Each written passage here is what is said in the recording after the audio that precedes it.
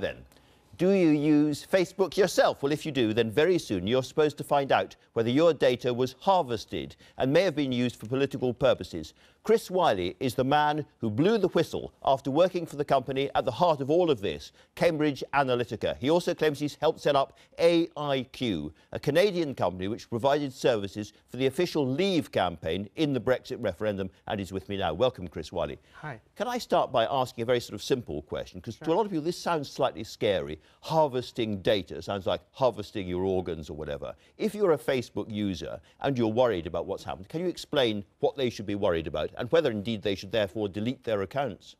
So Facebook, if you think about what it is that you're putting on Facebook, you're in a way curating your identity online. So you're creating sort of a digital clone of yourself online. Putting lots of information. Lots of information about yourself, some of which you may or may not want other people to know.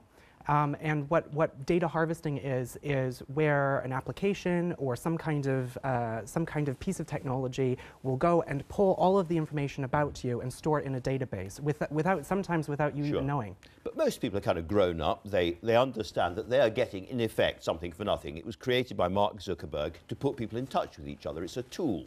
And therefore, if they put their data out there, somebody may well use it for something. In a sense, it's a Faustian pact. If you put all your data on a free service, somebody is going to do something with it eventually. Sure, but the law in this country and in many countries around the world requires something called consent. So if you put something out on Facebook or any other social platform, that doesn't give anybody the right to just use it without asking. And so what we've seen with the Cambridge Analytica story is that people's data has been taken, misappropriated without their permission and knowledge. And that's really important. Just because you put something... Misappropriated how? There was a Facebook application that had permissions to pull people's data, but not only their data using the app, but all of their friends. So if you knew someone who used one of the apps that Cambridge Analytica funded, your data would have been taken, but you wouldn't have known about it. And the reason that's a problem is because if you don't know how your data is being used, you don't know necessarily what information is being presented to you, and you don't necessarily know the veracity. Why you're being asked this. Yeah, why? So, because this all really hangs on the suggestion that using this data helps political organizations win elections and change power structures.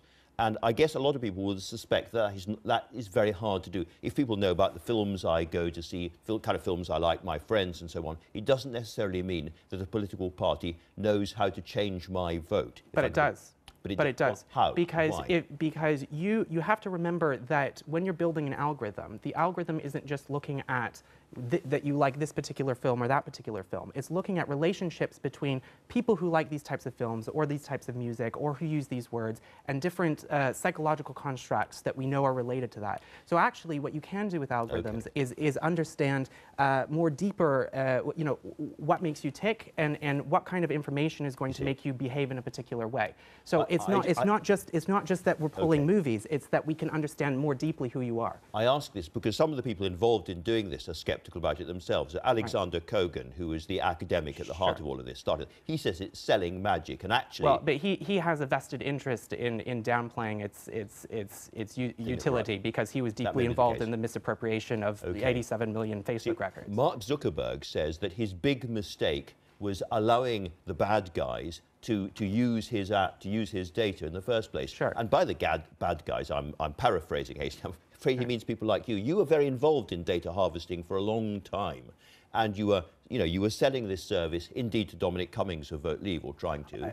Let me be clear. When I had meetings with Dominic Cummings, I wasn't offering anything illegal. I'm not suggesting it's illegal, but it's the same kind of business. There's a big difference between using data with people's consent and presenting information in a targeted way where people know what kind of information they're receiving and can make a judgment on that, and pulling data without consent and presenting information where it is unclear whether it is true or not, and this really gets to the crux of what fake news is.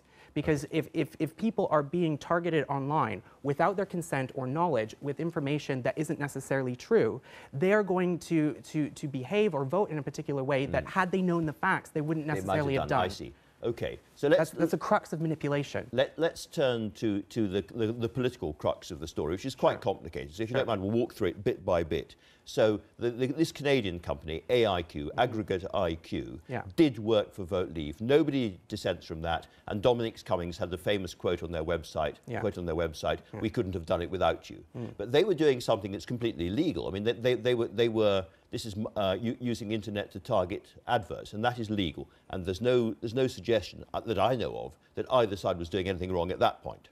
Well, let's actually be clear. So Aggregate IQ was set up to support Cambridge Analytica. Aggregate IQ built the Ripon platform, which was the platform that Cambridge Analytica used to target people using misappropriated Facebook data. Yeah. So first of all, let's be clear about that. The crucial question, certainly. Secondly, let's also be clear about the question of legality of what AIQ was doing and what Vote Leave was doing.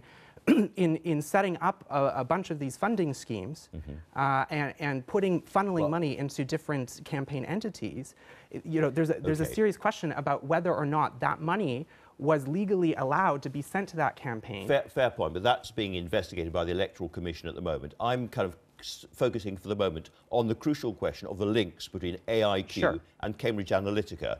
AIQ said in a statement, AIQ has never been and is not part of Cambridge Analytica or SCL, that's the parent company.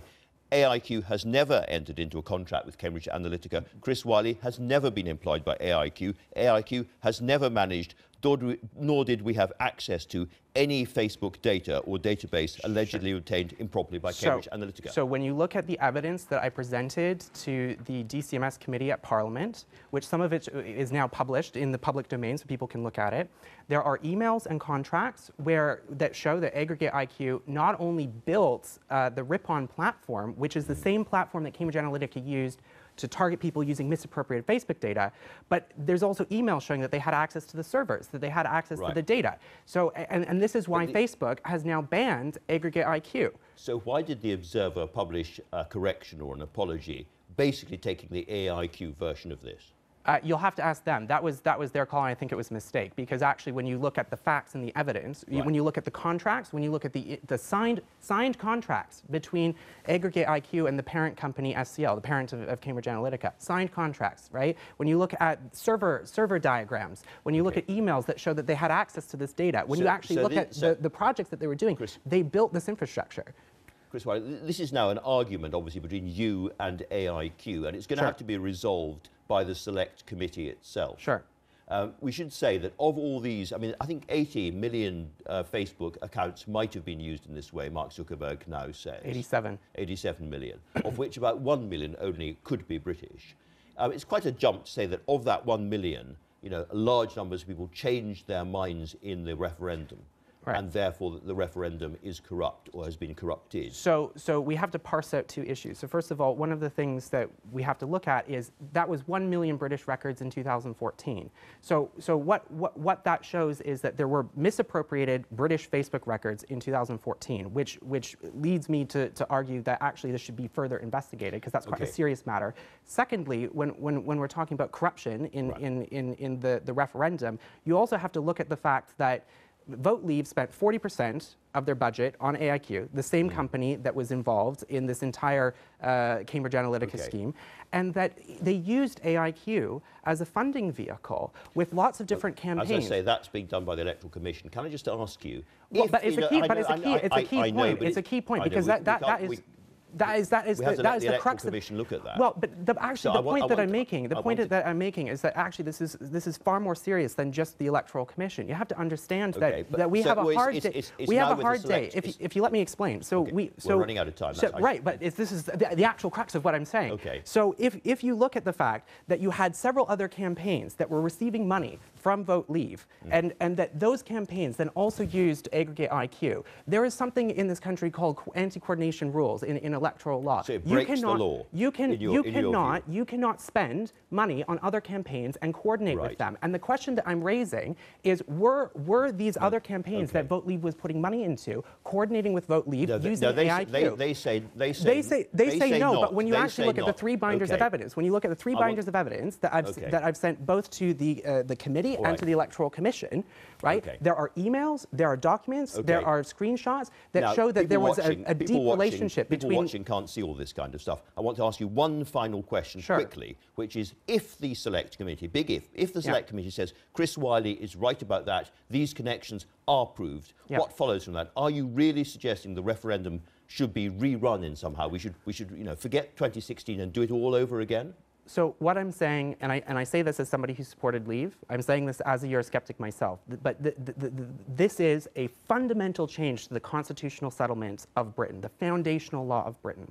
And what I'm saying is that if we can't go back from Brexit, if this is a one-time decision, we need absolute clarity that the decision made by the British people was made fairly and compliant with the law. And so if that means that we have to go back to the British people and ask for a clarification, I think the British people should have a say and make sure that what we're doing is with the consent of people. That's what I'm saying. I want a democratic mandate for Brexit. That's what I'm saying. Chris Wylie, thanks very much indeed for talking to us.